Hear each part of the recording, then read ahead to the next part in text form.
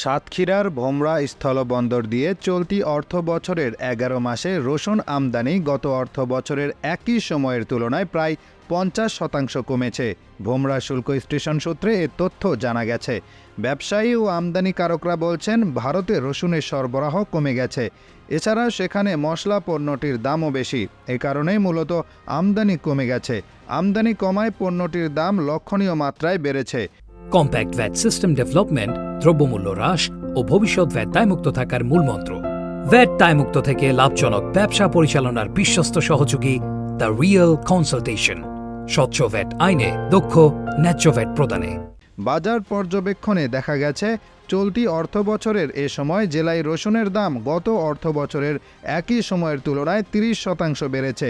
সাতক্ষীরা জেলা সদরের সুলতানপুর বড় বাজারের আড়তগুলোই প্রতি কেজি রসুন ২০০ থেকে ২৪০ টাকা কেজি দরে বিক্রি হচ্ছে।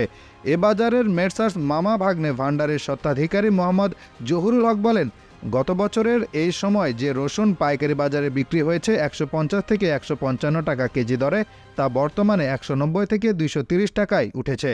রসুনের পাশাপাশি আদার দামও বেড়েছে। তাছাড়া সামনে কোরবানির ঈদ, ফলে চাহিদার তুলনায় বাজারে সরবরাহ কমলে সব ধরনের মশলার দাম আরও বাড়তে পারে।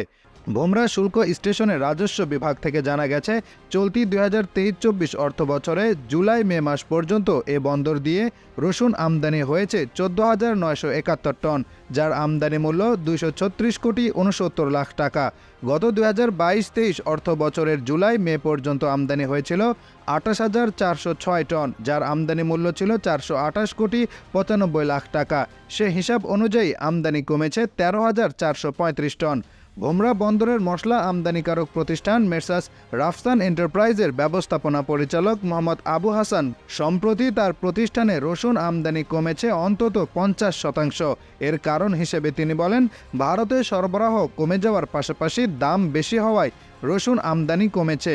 সাতক্ষীরা জেলা কৃষি বিপণন কর্মকর্তা এস.এম. আবদুল্লাহ জানান, আমদানি নির্ভর কিছু মশলার দাম বেড়েছে। সামনে কোরবানির ঈদ আসছে। বাজারে অসাধু ব্যবসায়ীরা যাতে মশলার দাম বাড়াতে না পারে, সেদিকে নজর রাখা হচ্ছে।